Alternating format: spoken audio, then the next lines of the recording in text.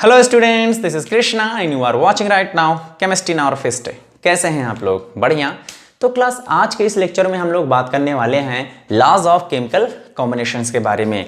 ये ला हमें जानकारी देने वाला है कि किस तरीके से कोई एक अकेला एलिमेंट किसी दूसरे या किसी तीसरे एलिमेंट से कंबाइन करके जो प्रोडक्ट बनाता है उस प्रोडक्ट के बनने के क्या रूल्स होते हैं।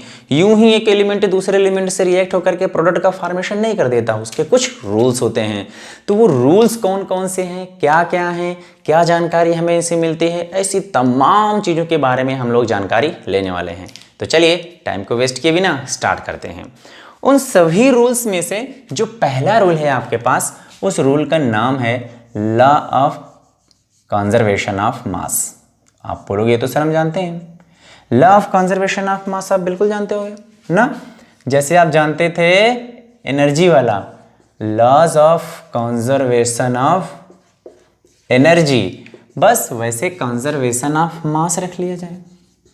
अब मास किस में रहेगा? किसी न किसी मैटर में रहेगा। मीन्स मैटर क्या है? कंजर्वेंट। मैटर को कभी समाप्त नहीं किया जा सकता।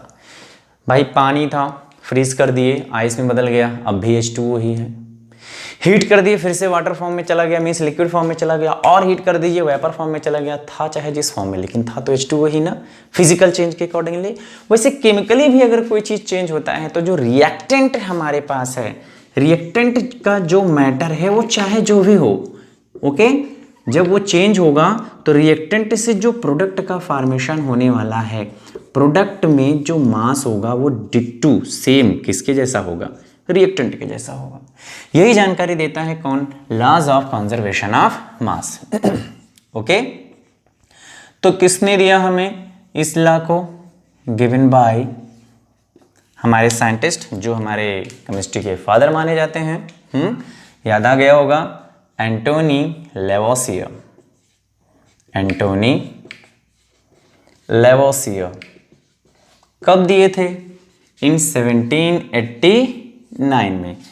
इस लॉ के अकॉर्डिंगली क्या बातें होती हैं? ये कहता है matter can neither be created, किसी भी मैटर को क्रिएट नहीं किया जा सकता, नार डिस्ट्रॉयड, ना ही उसे कंप्लीटली डिस्ट्रॉयड किया जा सकता है, समाप्त भी नहीं किया जा सकता। But can be converted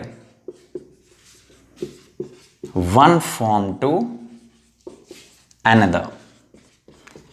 means matter को समाप्त तो नहीं किया जा सकता, मगर उसे एक रूप से दूसरे रूप में बदला जा सकता है। ठीक, इस लॉ के अकॉर्डिंगली। कैसे? जैसे बहुत ही सिंपल सा एग्जांपल भी है, बात कर लेते हैं हम लोग यहाँ पे, और इससे हम लोग प्रूव भी कर लेते हैं लॉ ऑफ मास कंजर्वेशन। जैसे आप जानते हैं सोडियम हाइड्रोक्साइड है, इसका रिएक्शन अगर हम लोग एसिड से करवा दें, HCl से करवा दें, तो यहाँ का OH और एसिड का H दोनों आपस में रिएक्ट करके क्या बनाएंगे? H2O। बनने वाला प्रोडक्ट क्या मिल रहा है यहाँ पर? NaCl। चलिए रूल के अकॉर्डिंगली बात कर लेते हैं कि ये जो मैटर था NaOH क्या समाप्त हो गया? नहीं, NaOH समाप्त नहीं हो गया, लेकिन इसका रूप बदल गया। किसमें? NaCl में। क्या HCl समाप्त हो गया? जी नहीं, HCl का रूप बदल गया। किसमें? वाटर में। ये सब आपस में रीअरेंज होकर के किसी दूसरे प्रोडक्ट का फॉर्मेशन कर ले रहे हैं। तो हमें कैसे पता चला कि मैटर समाप्त नहीं हुआ है? मास कंजर्वेंट का मीन्स जो मास रिएक्टेंट का है वही मास टोटल प्रोडक्ट का है। चलिए चेक कर लेते हैं। सोडियम हाइड्रोक्साइड का मास यहाँ कैलकुलेट करिए। सोडियम का कितना हो जाएगा हमारे पास? 23। 1 ऑक्सीजन का कितना हो जाएगा? 16। और एक हाइड्रोजन का कितना हो जाएगा यहाँ पे? 1। अगर आप इसे कैलकुलेट करेंगे तो आपको मिलेगा 40। ओके, HCl के पास आ जाइए, एक H है 1, Cl के में कितना होता है? 35.5। मीन्स टोटल मास कितना है आपके पास? 36.5। इन दोनों को आपस में आप ऐड कर दीजिए। ऐड करेंगे तब आपको क्या मिलेगा? इस जगह पर इन दोनों को ऐड कर दीजिए, रिएक्टेंट का मास हमें मिल जाएगा, तब बोलेंगे 76.5 ग्राम। मतलब जो रिएक्टेंट है हमारे पास वो कितना है टोटल? 76.5 ग्राम। आइए इसे चेक कर लेते हैं इस तरफ। सोडियम का मास कितना होगा, तो आप बोलोगे सर 23। क्लोरीन का कितना होगा सर 35.5। यहाँ अगर हम लोग कैलकुलेट कर लें तो मिलेगा 58.5।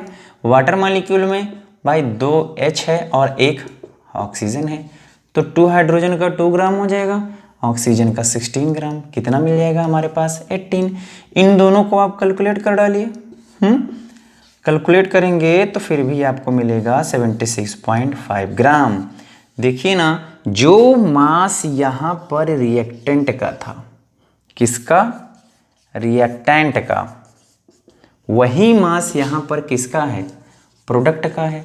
मास कम नहीं हुआ, इसका मतलब जो मैटर था वो समाप्त नहीं हुआ, मैटर का सिर्फ रूप बदल गया है इस लॉ के अकॉर्डिंगली। क्लियर। तो ये लॉ हमें क्या जानकारी देता है कि matter can neither be created nor be destroy but can be converted from one form to another form. Okay, clear. चलिए, अगर कोई फिजिकल और केमिकल बदलाव हो रहा है तो जो भी मास होगा वो हमेशा क्या रहेगा, कांस्टेंट रहेगा। इसको भी हमें ध्यान में रखना है। लेकिन ये लॉ क्लास हो गया फेल। ओके, मतलब फेल नहीं हो गया, हाँ फेल नहीं बोल सकते, लिमिटेशन बोल सकते हैं। लिमिटेशन और फेलियर में अंतर क्या है, फेलियर का मतलब हो गया कंप्लीटली लॉ ही फेल हो गया और कहीं नहीं अप्लाई होता। लिमिटेशन का मतलब हो गया कि लॉ नहीं फेल है, कुछ उसकी लिमिटेशन से हर जगह अप्लाई होता है मगर 2-3 जगह नहीं अप्लाई होता। वैसे ही इस लॉ का लिमिटेशन भी है। कहाँ, चलिए देखते हैं कहाँ। लिमिटेशन में जो न्यूक्लियर रिएक्शन होते हैं क्लास, ओके, जो न्यूक्लियर रिएक्शन होते हैं उसमें एनर्जी बहुत ज़्यादा मिलती है। Okay, nuclear reaction provides lots of energy, lots of energy. तो थोड़ा ध्यान दो, अगर कोई रिएक्शन एनर्जी दे रहा है तो हमारे साइंटिस्ट अल्बर्ट आइंस्टीन के अकॉर्डिंगली एक रूल है, याद आया, E = mc²। क्लियर। C क्या है, वेलोसिटी ऑफ लाइट, जो कि कांस्टेंट ही है। इसका मतलब अगर कोई एनर्जी एमिट कर दे रहा है तो उसका मास भी निकल जाएगा रिएक्शन से।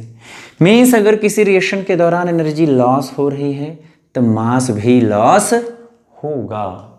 और वैसे भी आप सिंपली सोच लो, आपको अगर मैं 10 किलोग्राम लकड़ी दे दूं जलाने के लिए और आप उसे जला दो, तो जलने के बाद जो उसका ऐश मिलेगा, क्या वो 10 किलोग्राम मिलेगा? नहीं, कम हो जाएगा। बाकी का मास कहाँ गया? सर बाकी का मास एनर्जी के फॉर्म में लॉस हो गया। एनर्जी किसके फॉर्म में मिली थी? हीट एंड लाइट के फॉर्म में। क्लियर? इसलिए लिमिटेशंस क्या है इसके, जितने न्यूक्लियर रिएक्शंस होते हैं वहां पर laws of conservation of mass नहीं अप्लाई होता। ओके, तो ये है इसकी लिमिटेशन। फिर इसे मॉडिफाई किया गया, इसी लॉ को क्या बोल दिया गया? Laws of conservation of energy mass, या फिर laws of energy mass conservation. क्या कर दिया गया? इसे मॉडिफाई कर दिया गया, मॉडिफाई कर दिया गया। अब किस लॉ से जाना जाता है? हाँ, एनर्जी मास कंजर्वेशन के नाम से जाना जाता है। इसका मतलब क्या हुआ? एनर्जी मास कंजर्वेशन, इसका मतलब क्या हुआ क्लास? इसका मतलब हुआ सर, अगर किसी क्लोज कंटेनर में क्या किया जाए, किसी क्लोज कंटेनर में अगर कोई केमिकल या फिजिकल चेंज करवाया जाए तो जो मास होगा उसका रिएक्टेंट का और जो मास होगा प्रोडक्ट का सेम है, तो अच्छी बात है। अगर कम हो रहा है तो वो मास किसके रूप में हमें मिलेगा? यहाँ पर हीट प्लस लाइट के फॉर्म में मिलेगा। किसके फॉर्म में मिलेगा? हीट एंड लाइट के फॉर्म में मिलेगा। मीन्स किसके फॉर्म में मिलेगा? एनर्जी के फॉर्म में मिलेगा। क्लियर? तो ये रूल फिर कहाँ अप्लाई होगा? अब मॉडिफाई करके इस रूल को किसका नाम दे दिया गया है? Energy mass conservation. और हमेशा कहाँ अप्लाई होगा? क्लोज कंटेनर में। क्योंकि भाई अगर आप ओपन कंटेनर रखोगे ना तो जो भी बदलाव होगा वो तुरंत कहाँ चला जाएगा? यूनिवर्स में, सराउंडिंग में। तो सिस्टम से तो लॉस हो गया ना मैटर। जैसे अगर मैं आपसे कह दूं चलो आप 1 लीटर पानी लो और इसे बॉयल करो, बॉयल करने के बाद देखोगे आप थोड़ी देरी के बाद आपका वाटर कंटिन्यूसली कम होने लगेगा। कहाँ चला गया? वेपर फॉर्म बन के निकल गया। ओके, एक काम करो, आप इसे जला दो। किसको? 10 ग्राम सोडियम आप जला दो। जलाने के बाद जो इसका ऐश मिलेगा बहुत ही कम मिलेगा, 0 पॉइंट समथिंग ग्राम करके मिलेगा। लेकिन अगर आप इसे क्लोज कर दो, क्लियर, और ये जो कंटेनर है इसे एडियाबेटिक कंडीशन में रख दो। एडियाबेटिक कंडीशन में रखने का मतलब हो गया कि इस कंटेनर से ना तो हीट बाहर जा सकती है और ना ही हीट अंदर आ सकती है। मीन्स एनर्जी की बात अगर की जाए तो एनर्जी ना तो अंदर से बाहर जा सकती है ना बाहर से अंदर, तो लॉस होने का कोई चांस ही नहीं है। तो उस कंडीशन में आप देखोगे 10 ग्राम ही 10 ग्राम रहेगा। जो रिएक्टेंट था प्रोडक्ट में बदलने के बाद भी कंटेनर का मास 10 ग्राम था, अभी भी 10 ग्राम रहेगा। मतलब अगर कंटेनर 100 ग्राम का था और 10 ग्राम आपने सोडियम डाला था तो रिएक्शन होने के बाद 110 ग्राम हमेशा रहेगा। आई बात समझ में? तो अब मॉडिफाई कर दिया गया है इस रूल को। क्लियर? तो 3 बातें आपको यहां पर याद रखनी है। पहला क्या बताओगे कि भाई डेफिनेशन है हमारे पास। क्या है डेफिनेशन में? Matter neither be created nor be destroyed but can be transform from one form to another form. Okay. दूसरा, लिमिटेशंस क्या हैं इसके? सर लिमिटेशंस ये हैं कि ये न्यूक्लियर रिएक्शन में नहीं अप्लाई होता। क्यों नहीं अप्लाई होता? बिकॉज न्यूक्लियर रिएक्शन में बहुत सारी हीट निकलती है, एनर्जी निकलती है, और हमारे साइंटिस्ट अल्बर्ट आइंस्टीन ने E=mc² प्रूफ किया था, जिससे ये साबित होती है बात कि एनर्जी मास के डायरेक्टली प्रोपोर्शनल है। मीन्स एनर्जी अगर किसी रिएक्शन से निकल जा रही है तो मास भी निकल जाएगा। मीन्स किसी कंटेनर से अगर रिएक्शन हो रहा है, उस कंटेनर से अगर एनर्जी निकल जा रही है, लॉस हो रही है, तो मास भी लॉस हो जाएगा। इसलिए कहाँ अप्लाई होगा ये? क्लोज कंटेनर में, जहां से ना तो हीट लॉस होने पाए और ना ही मास मीन्स मैटर, ना तो एनर्जी लॉस होने पाए ना ही मैटर। क्लियर? तो मॉडिफाइड फॉर्म में इसे किसका नाम दिया गया? Energy and mass conservation. Very good. तो चलिए क्वेश्चंस कैसे पूछेगा आपसे? क्वेश्चन बहुत इजी मैं आपके सामने रख रहा हूं। मान लीजिए उसने आपको दे दिया क्वेश्चन में कि चलो आप प्रूफ करके बताओ कि हैवो प्रोसेस से अमोनिया का फॉर्मेशन, क्या ये reaction law of conservation of मास को फॉलो कर रहा है? तब बोलोगे देखते हैं सर। 6 ग्राम क्या है यहाँ पे? हाइड्रोजन। नाइट्रोजन कितना होगा? 14 × 2 28। 28 और 6 कितना हो जाएगा सर? 34 ग्राम। मीन्स रिएक्टेंट कितना है? 34 ग्राम।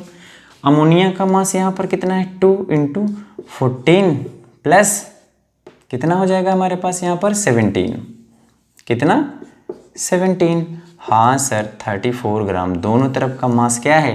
बराबर है। इट मीन्स ये लॉ ऑफ कंजर्वेशन ऑफ मास के रूल को फॉलो कर रहा है। तो सर और कैसे क्वेश्चन पूछ सकता है इसमें? क्वेश्चन आपके पास ऐसे भी पूछ सकता है कि कोई रिएक्टेंट है, प्रोडक्ट बनाने के बाद प्रोडक्ट का मास इतना मिलता है, और रिएक्टेंट में एक रिएक्टेंट का मास इतना है, तो दूसरे रिएक्टेंट का मास बताइए। जैसे कार्बन को ले लिया मैंने, का रिएक्शन H2O से करवा दिया जाए, H2O से रिएक्ट करने के बाद एक कार्बन मोनोऑक्साइड और हाइड्रोजन गैस निकालेगा। क्वेश्चन में आपसे बोल दिया जाए कि 18 ग्राम कार्बन है हमारे पास, ध्यान दीजिएगा, and 28 gram carbon monoxide and 2 gram hydrogen gas molecule का फॉर्मेशन हो रहा है। तो आप बताओ कि अगर प्रोडक्ट का यहां पर टोटल मास 30 ग्राम है और रिएक्टेंट में हमारे पास 2 रिएक्टेंट हैं जिनमें से वाटर मॉलिक्यूल का मास 18 ग्राम है, तो कितना ग्राम कार्बन की जरूरत पड़ेगी? बहुत आसान है। लॉ ऑफ कंजर्वेशन ऑफ मास के अकॉर्डिंगली टोटल मास तो हमारे पास कितना होना चाहिए? 30। मीन्स रिएक्टेंट में हमारे पास कार्बन का मास प्लस वाटर मॉलिक्यूल का मास इज इक्वल टू 30 होना चाहिए। ओके, तो वाटर मॉलिक्यूल का मास कितना है हमारे पास? 18। उधर जाएगा माइनस हो जाएगा, कितना मिलेगा? 12 ग्राम। मीन्स कार्बन का मास कितना होना चाहिए यहाँ पे? 12 ग्राम। तब अब बड़ी आसानी से बता लेंगे। तो न्यूमेरिकल भी इस पे बड़ी आसानी से सॉल्व किया जा सकता है। ओके, तो ये बहुत इजी लॉ था हमारा पहला, law of conservation of mass. Okay, बाकी अगले रूल को, अगले लॉ को लेकर के हम लोग मिलते हैं नेक्स्ट वीडियो में।